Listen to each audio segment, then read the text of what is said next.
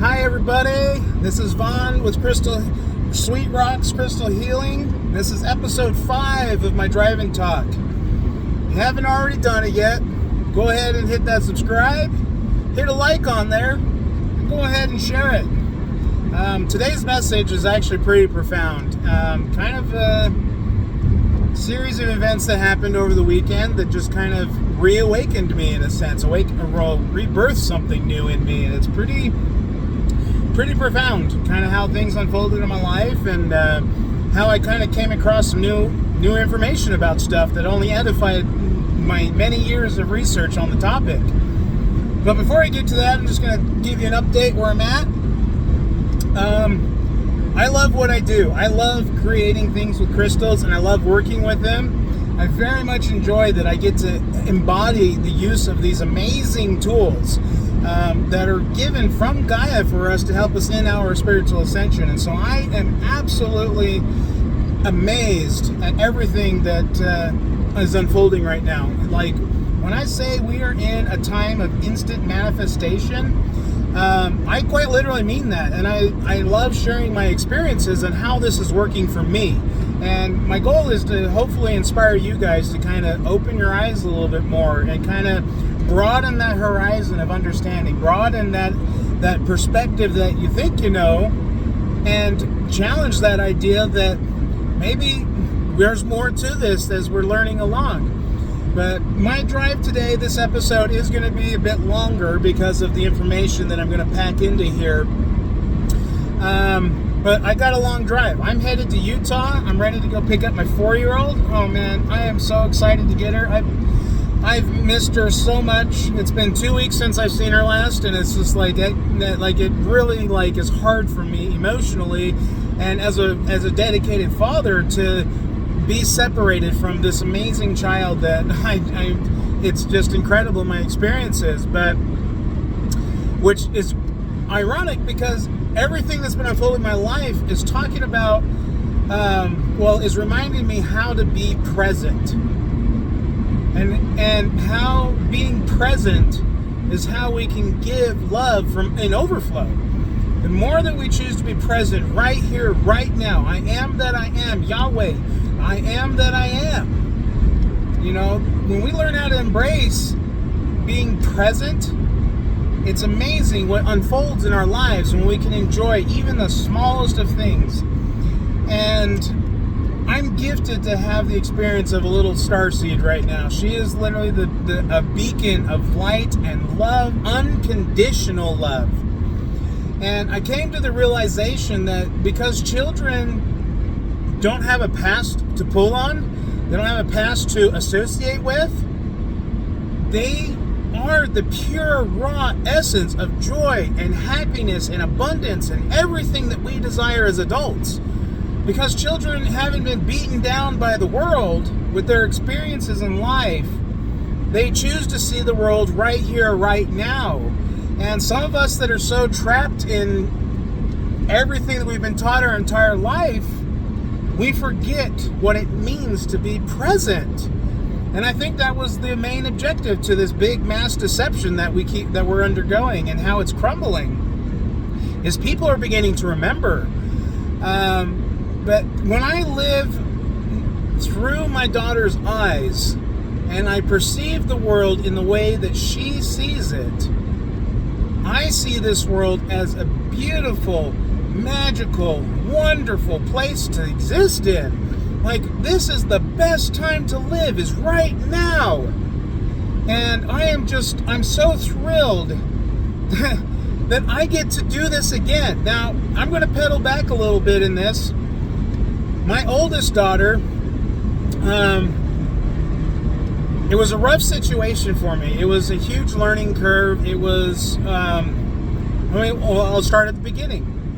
My daughter's mother was my very first love, or what I thought was love, which turned out to be more focused on lust, in a sense, but she was the first person I'd ever kissed. She was the first person I'd ever made love with. She was the first person I did pretty much anything with. My first relationship, to be honest with you. But as it turned out, it wasn't what I thought it was. And we had a kid in the mix, and because of how things unfolded in that relationship, that was the beginning of a hell that I have been going through to this day. Like, that's how profound this experience has been, and how it literally reshaped me. That whole experience of suffering and trauma and abuse, like, it started me on this journey. Now, that trauma and abuse, it didn't start there. That was the beginning of my trauma and my darkness that I went through. As a result of the breakup and being told what I was being told, being defamated, being slanderized, being literally attacked, physically attacked even. Like, how do you defend yourself as a man when a woman can be so hostile towards you, without matching that energy? Because naturally, the alpha male wants to come out and be like, oh, you want to push like this? I'm going to push back. But obviously I didn't get anywhere, because I feel like I'm a pretty kind and gentle person for the most part. And in that time, it really challenged me, especially when I would be assaulted. Like it was hard to restrain myself because of what I was feeling, and I was pretty tore up. But after that experience began, it set me off the deep end.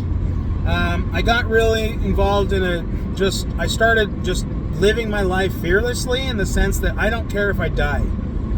And my whole approach was I kind of wished that I would have died by doing a crazy extreme thing.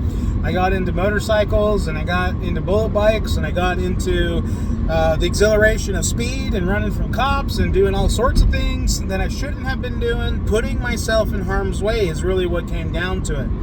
But that wasn't enough. I mean, just being free for that minute of pure adrenaline rush, that was so temporary, because once I slowed down, it was gone. Like, it became an addiction to constantly put myself at risk, being reckless. But that didn't stop there. Like, because the adrenaline wasn't satisfying me as like I had hoped that it would, I turned to drugs and alcohol. I got myself in real deep. I became an alcoholic, a fiend alcoholic. Like, I couldn't function in my day without having alcohol in my life. And at the time, I was a mechanic, and I ran the risk of my problem of losing my career. Like, I'm driving customers' cars and I've got alcohol on me. What happens if I had to test drive their car and I wrecked it and I was intoxicated behind the wheel? Like, that's the kind of risk I was in. That's a part of my journey. I did it. I'm not proud of it, but that darkness gave me new empathy to where I'm going in my life. But it didn't stop there either. The alcohol wasn't enough. And so I started turning to drugs. Obviously they say that marijuana is a gateway drug, and for me at that time it was. Now I don't see it. I don't see the cannabis topic even like that. I actually see it as a medicine that was brought here from another planet. I believe the Sirius planet, based on some of my research, but it was brought here, and Gaia allowed it to grow here because of the profound spiritual aspect that it had. Well, because I was still battling my inner shadows, my inner demons, I didn't see it like that. I saw it as a way to escape. And so what I learned of that experience is that it stunted my emotional growth. And so when I wasn't high on that, everything resumed. And I hated the misery that I felt, so I turned to harder ones. And I got myself hooked up in heroin pretty good. To the point that my alcoholism and my heroin addiction drove me to the point of suicide. And obviously, because I was hating my life and I wanted to die, I didn't want to be here. I didn't feel like I fit anywhere. I didn't feel like I belonged anywhere. And I certainly didn't feel love. And because of my own problems that I put on myself, and I created this miserable world, I blamed everyone around me. I alienated myself from my family. I alienated myself from my parents, my mother, and I couldn't be around them because I hated everything in this life. I had so much hate and resentment and misery, and my mindset was always, why me? Why do I always struggle? Why this? Why that? All that bullshit. So it's like, okay, here's the deal. I had a rude awakening when that bullet misfired, okay? I'm going to tell you right now. I had a rude awakening because I was pissed. I mean, I was set in my mind. I'm done. I'm leaving this world. I'm done. I don't even know what's on the other side. At this time, I didn't believe in God. I didn't believe there was deity, because how could a loving, and empathetic God put so much misery on me, and I blamed everything on everybody, and I hated it. Well, the next day after I sobered up and I was reviewing the experience of me trying to take my own life, the awakening I had was, wait, I can change this. There has to be a reason why I'm here. Now, again, in my oldest daughter's experience, her mom, she wanted to put my daughter up for adoption, wanted me to be okay with it, wanted me to do all these things. But then because I denied it, all of a sudden all of her problems became my problems, and it just compounded my destruction. And now in my life, I see how all of this has come to play. But in that time, I got into boxing. I got into a group of people that are involved in health and wellness, and very uppity, the positive vibe. I just knew that I needed something to happen. And this sweet little girl, at the time, she was just this little teen. She reached out to me and said, "Hey, why don't you come and check out this thing going on?" I'm like, "Sure, why not?" Now, I thought she was super attractive and cute, so I mostly went to go see her. I'll be honest with you. But when I went to their little meeting thing, I was blown away at the feeling that I had that I was there. People were so positive and so loving and so caring. And I got involved with this group of people and focused on health and wellness. I mean, here I am destroying my body, but now I'm a health and wellness expert, right? That's what they want to tell you. But in that process of trying to build this multi-level business through New Skin, I don't know if you know it, but they make amazing products, by the way, for health and wellness. Eventually, when I'm living so abundantly, I am going to be picking up some more of their products because of how beautifully amazing they are. Like, I felt so good once I started getting nutrition and I started getting myself sober. And now let me tell you, my sobriety, I chose the hardest way possible. These substances consumed me like a fiend addict. I was not in a good place. And I chose to do my sobriety cold turkey with no help, because I felt like I didn't have a support system. I felt like I didn't have anything going good for me, and I was like, I just got to do this on my own. I got to do it alone. I don't care. Like, there's a reason why I'm here. I have no idea. And I just kind of where all of that downward spiral that I went through came from when I was excommunicated from the Mormon church when I was 18. And I got excommunicated because I didn't believe in a lot of the doctrines. Things didn't make sense. They didn't click. And in the ward that I was a part of, amazing people, most beautiful people. To this day, when I see them, I'm just like, man, these are really amazing people, like really kind members. But the control system of that religion kept me hammered down, would not allow me to think for myself, would not allow me to question things, would not allow me to challenge ideas and on anything in the term. I was stuck in this forced dogma that I was born into. My family was raised Mormon. They raised me Mormon, so I only knew one life. Now, I grew up near Salt Lake City, which is like the home capital of this religion, and it was very deeply rooted in the community, this belief system. And it just, none of it felt right, because going through my childhood, I went through a lot of abuse. I went through a lot of struggle, a lot of suffering, a lot of things that kind of built up this whole downward spiral of me going off the deep end. And again, all of it now to reflect back was, I created all of this. Like, I really had to hold myself accountable to the misery I put myself through. It wasn't until my later years that I began to understand the wisdom and teachings my parents would put me through. Now, granted, I don't agree with some of their methods. So with my kids, I don't do it that way because I learned an alternative way. And a lot of it has to do with love and compassion. But I had to learn the hard way how to give love and how to love myself. And to this day, I'm still learning this. I'm still learning how to be bigger and better and bolder and confident and constantly in overflow. So I get into boxing. I meet this amazing man that became like a father to me. He was like he was just another father to me. He taught me so many things about life that I did not learn in my youth growing up in my home.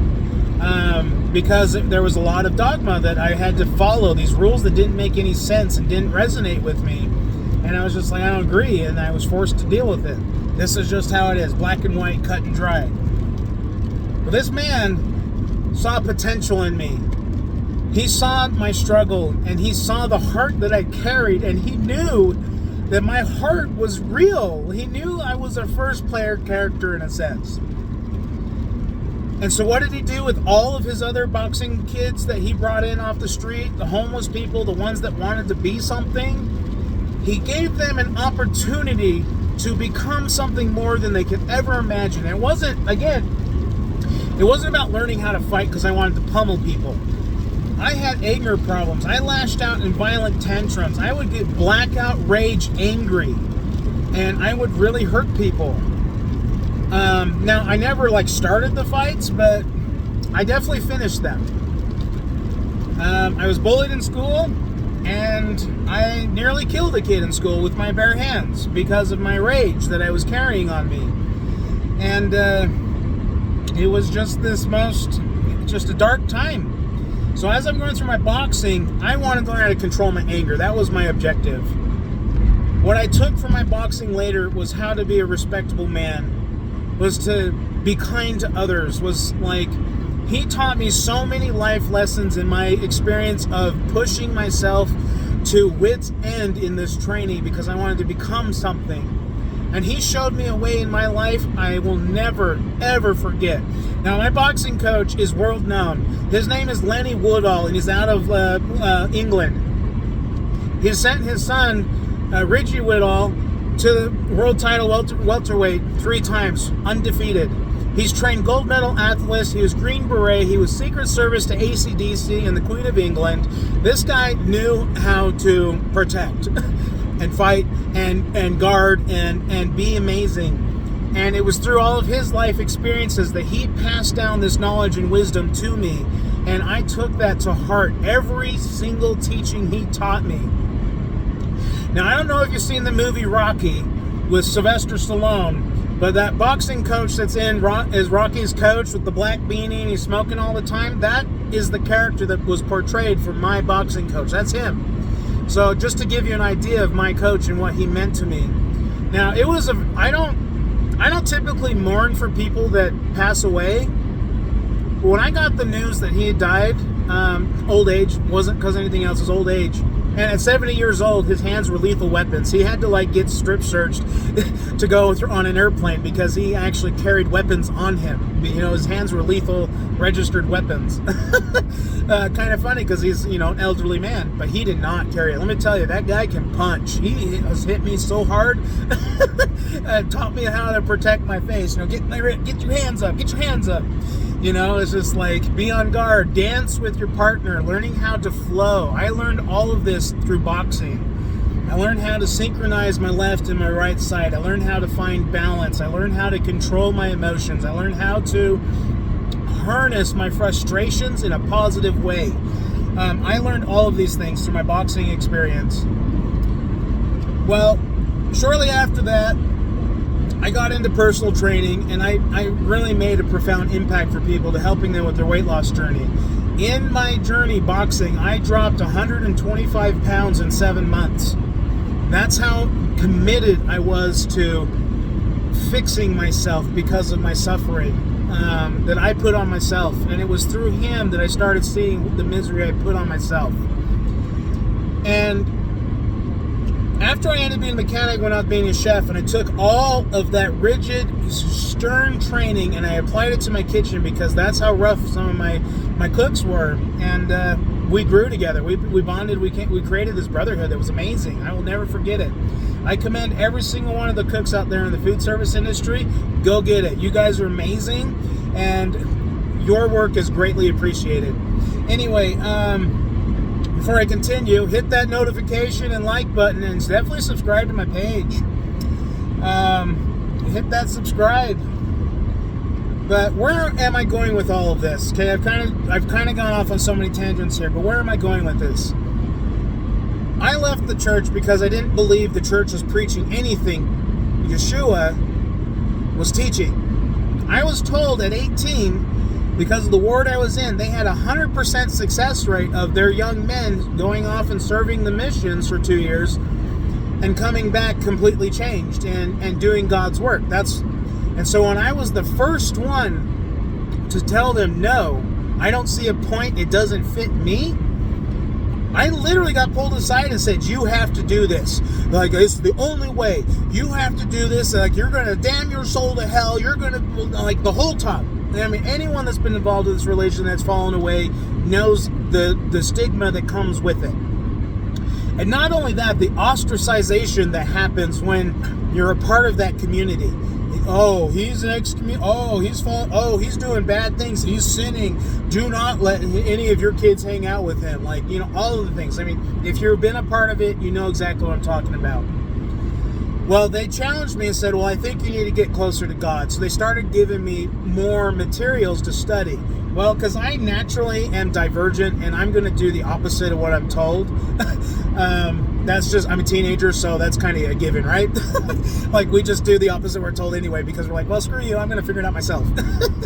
And so I took their teachings, and the more I dug into it, the more I found discrepancies with their own doctrine, and based on my observations of the people around me. So gluttony was a big one. Every single church function I went to as a young man, these people force-fed me as much as I can eat, to the point that I was uncomfortable.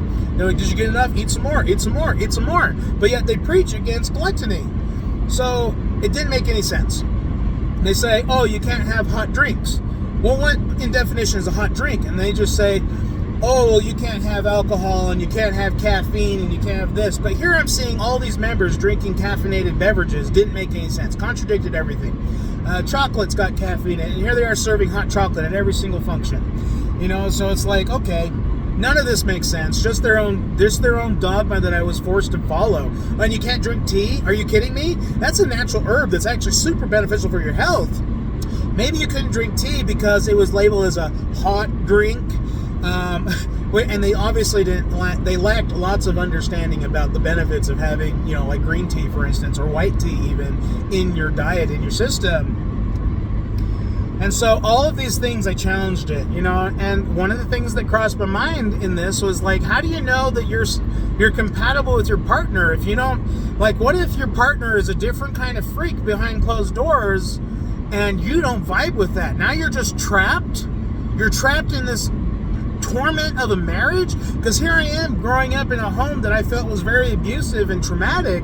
My parents did not really express love to one another. They didn't kiss each other in front of us. They certainly didn't hold hands.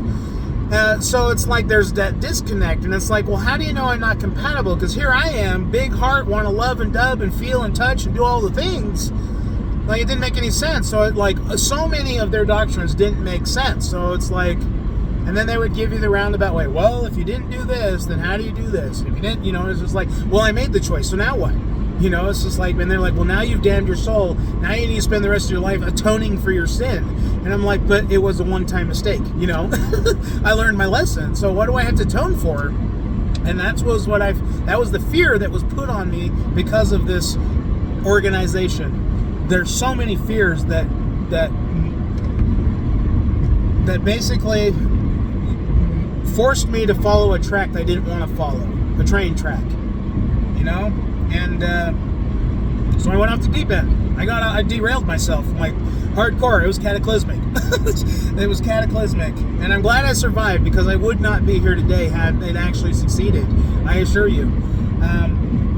But as I'm getting older and I'm learning to bond with my team, my crew, and I'm using my resiliency to overcome and succeed, I blossomed into the most amazing man, and I'm amazed at the things that I can accomplish now. And now we're going to come back to why I talked about my daughter. I get to live my life through her, and she knows how to be present. Well, over the years, because of my excommunication, I dug really, really deep into ancient religions and ancient spiritual practices. And I found a lot of similarities amongst all the different things. Like, I found it very odd that the Mormon church liked to talk about their church being the one and only true church of God.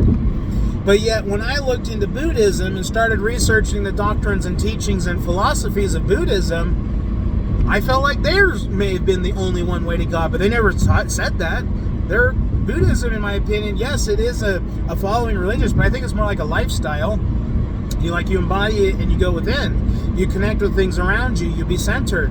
Well, okay, so now we're going to go off into Hinduism. I started looking at, and that's a broad one right there. I mean, let me tell you, you can spend your whole life and still not know half of what's there because it's so expansive.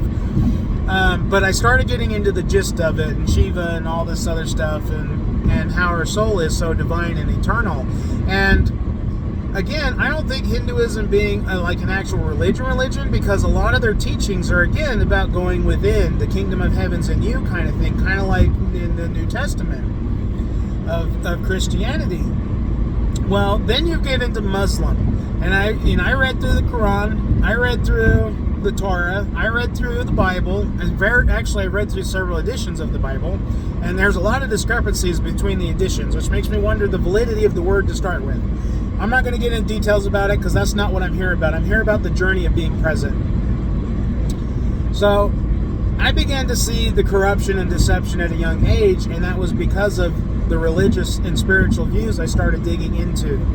I started seeing the parallels of how modern Roman Christian beliefs and Catholic beliefs followed the same patterns of corrupt governments and corrupt politics and corrupt business. It literally was so parallel. I was amazed to see the synchronicity between something that's literally saying we can save you, and yet here's the system that's failing you, but yet they're doing the same thing. It didn't make any sense.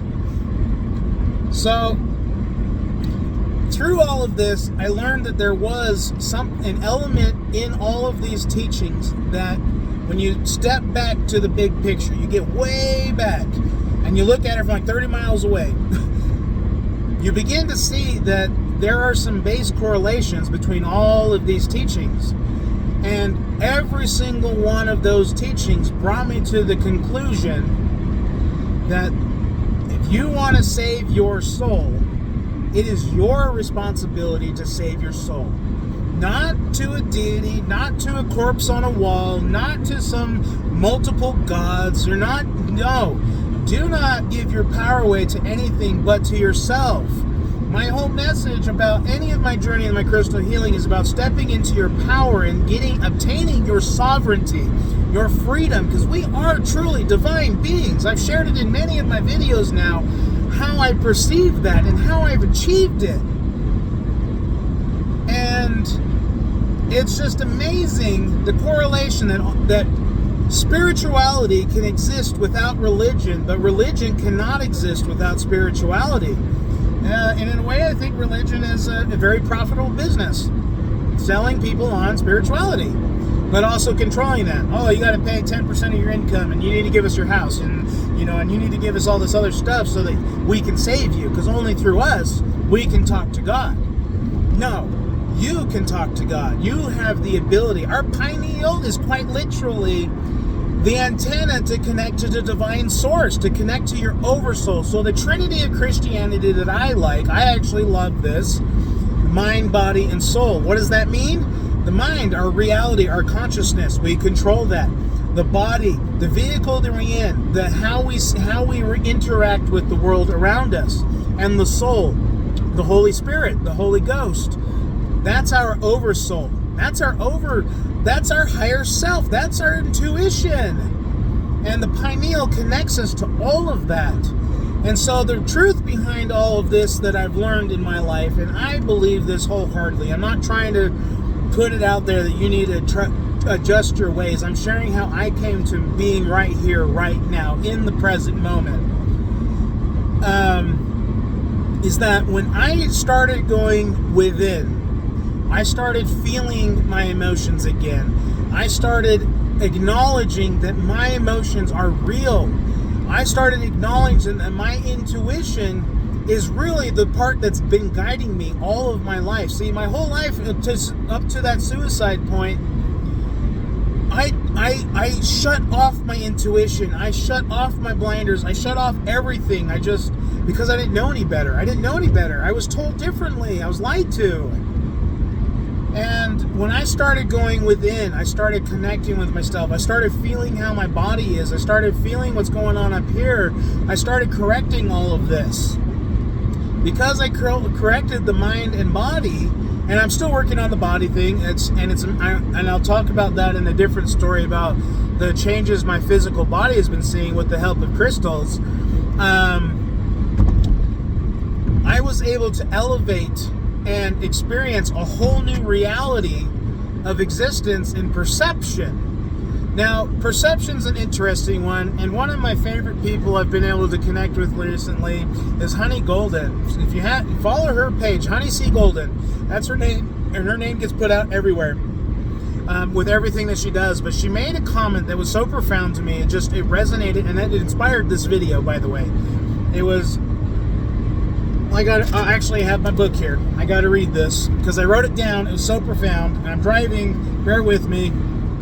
But in my text here,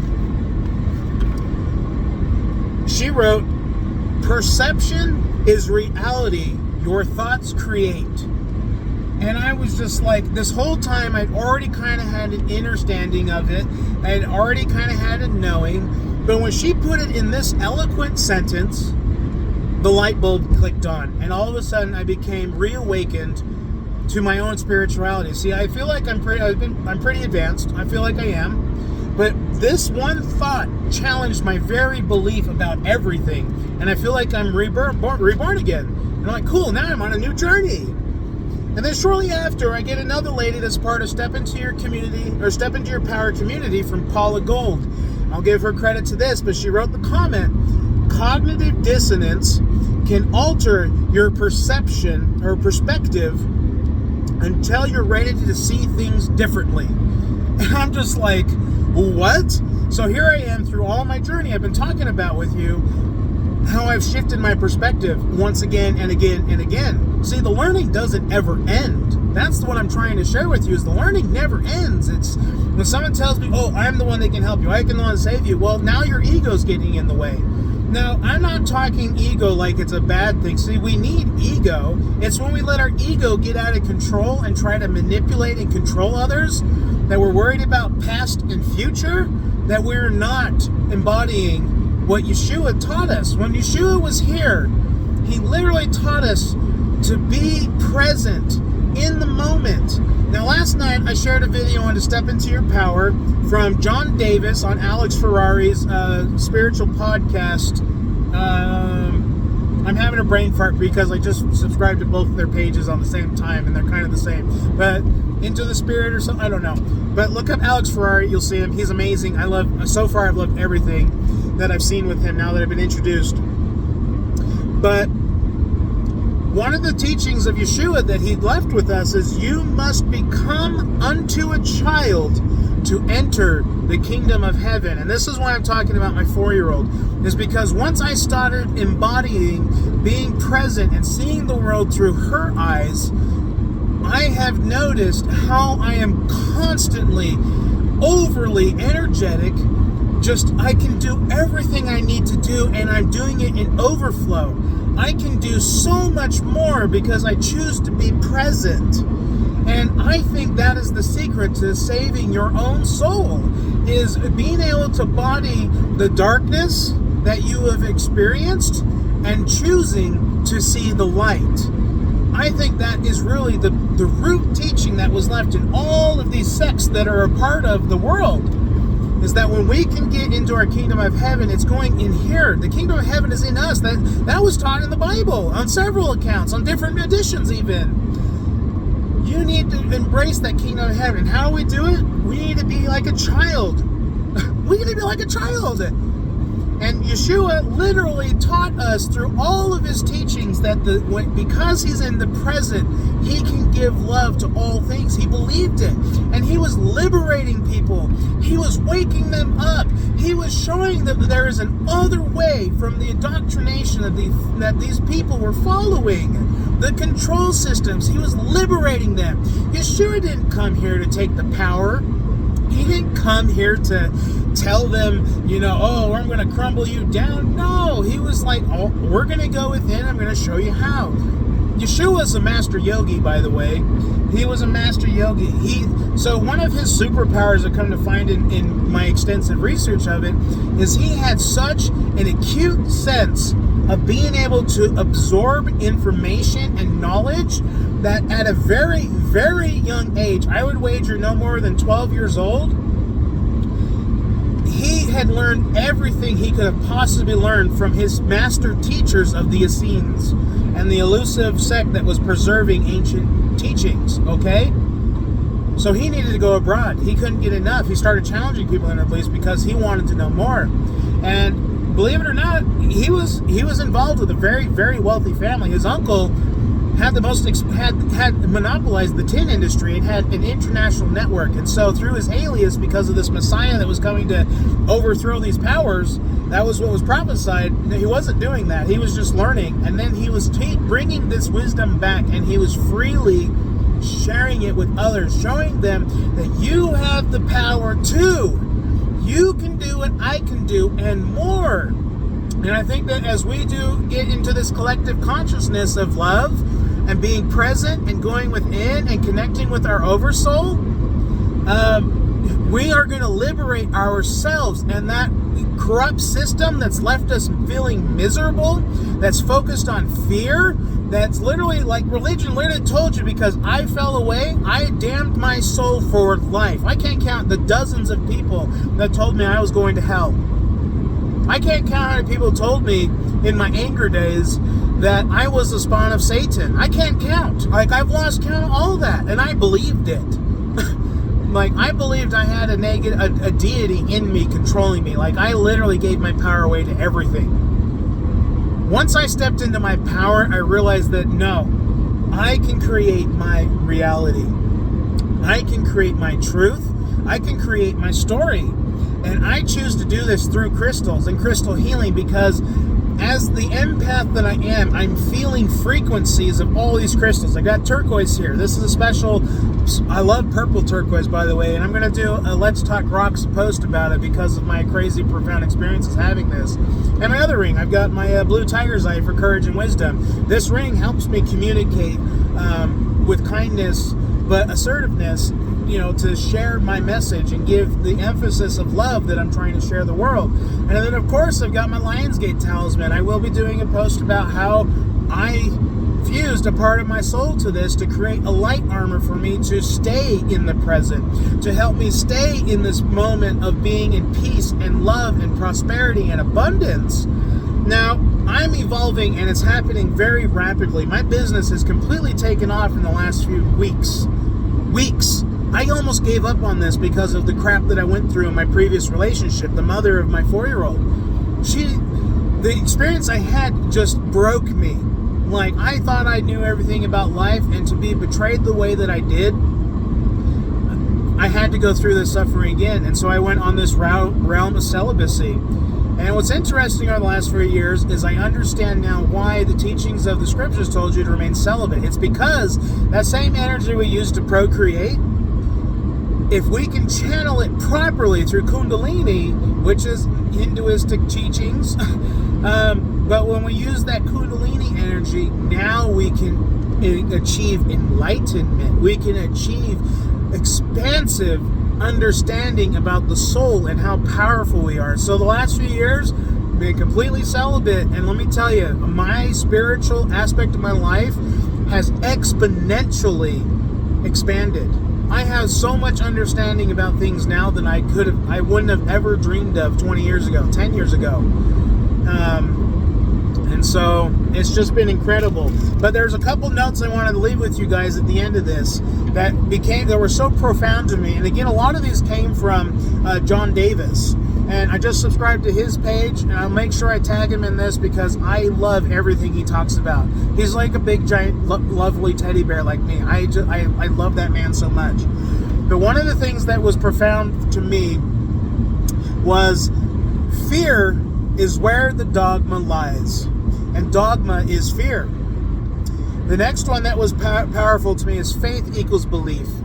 Like, you got to have faith in God. No, you got to believe that there is a God. And you got to believe that you are divine, likened unto God. Yeshua told us that we have the power. And actually, if he says that we could do more, imagine look at the ripple that he himself created that's been talked about for thousands of years. The amount of people who have left that kind of profound impact is so minute, so tiny, to this day still have such impact. Like, you got the Way of Sao and Confucianism and all those other things, and we're still talking about it. That's how profound these individuals were, and they were just sharing their philosophies about how they went inward and connected to the divine. That's all they were teaching us. It's that simple. It's so simple, we overcomplicate it. It's so funny how we like to overthink and overanalyze things, but no, it's so simple. And when we're thinking about future, when we're thinking about past, well, we're not present anymore. We're no longer in the present, which, if we're not in the present, then how can we love? So the next quote that was said in this last night was, being present embodies love. Our entire reality is to overcome the fear. And then the last one that I want to leave with you guys, or two of them actually, fear is the illusion of love. Or no, let me repeat that. Fear is the illusion of love's absence. So I just told you a bunch of my life story and how love's absence was a part of that. I was in fear. Everything I did to myself, my self-harm, my destruction, my suicide, all of that was because I was in fear. Isn't that incredible? So the last thing I want to leave with you in my notes, because I don't want to talk about religion anymore. We now know where I stand on it. But responsibility is within you. The kingdom of heaven is within you. Now I took my notes. Now this is funny. I like my notebook. My dog got to it because apparently he liked my notes too. So now I've got a signature book that I can't get anywhere else because my dog likes to chew on leather. So, but guys, I am so blessed and I'm so amazed that I am confident now to share my journey with you, because as this crumbling's happening, especially the youth, we need to help them. If you're already a spiritually elevated person and you're already pretty enlightened and you do go within, you meditate, you do the things for self-improvement, focus on being present more so that when the opportunity arises, you can overflow to people looking. Today, I'm at work and I enlightened my entire work crew with a 10-minute conversation about my beliefs. And it started with my theories about flat earth and hollow earth and how this earth isn't what they told us. That's where it started. But when I talked about why I believe that from my spiritual self, it created a ripple. And I realized how profound it is that I vocalize what I have been learning now. And this is why I'm sharing this video with you guys, is because we need to unite together. I know I've said it in every video, we need to do this, but I'm telling you, because I stepped into this amazing online community that is basically a massive spiritual community hub of communication, it's amazing. But because I decided to check it out, go through the enrollment process, actually get involved, I knew this was my place. And it's because of the people in that community that has ultimately inspired me to peel away the layers of my ogre self. And now, where I'm at in my life, I have peeled away all the layers of my onion right to the heart of the onion, where it is most powerful. I don't know if you've ever cut onions. Let me tell you, I've cut hundreds and hundreds of pounds of onions in my life, and I cry every time. To this day, I've not gotten used to that. But when I realize when I'm fabricating, let's say, a dice or a julienne onion, when you get to the heart of the onion, that's the part that cries. That's the root of the onion. That root of the onion, if you cut through that, you're going to cry every single time. And I'm paralleling this to my spirituality in the sense that I'm crying with tears of joy. I'm crying with tears of love and compassion for everybody around me. There is not a day that I don't just look at something around me and just start weeping.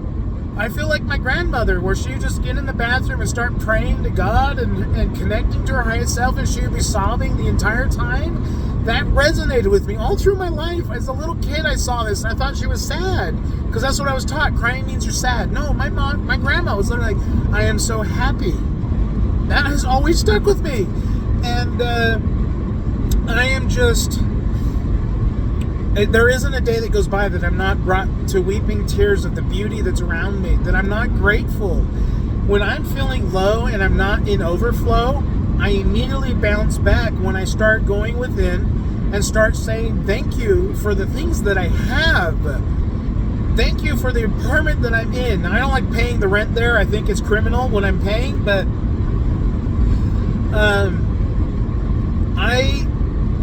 I'm grateful to have a roof and a safe place for my family. I'm grateful that when I walk into my home, I am relieved of all the stress of my day. I'm grateful that I have food in my home. I'm grateful that I can make this drive to Utah twice a month. I go drive to Utah and I come back to Idaho, all on the same trip. It's a long drive, so I got time to do this video. But guys, it's so important that we wake up, and it's so important we learn how to be present, because through the eyes of a child, that's the real root secret to happiness and joy and abundance. And because I choose to be in that moment of present in, I would say, 95% of my life right now, there's times I have bad days and I kind of just check out and I'm quiet and I go within. But I bounce right back by the next day. Like a day later, I'm right back on top again, because I'm like, you know what? The universe played this out for me. It put it in my line to test me.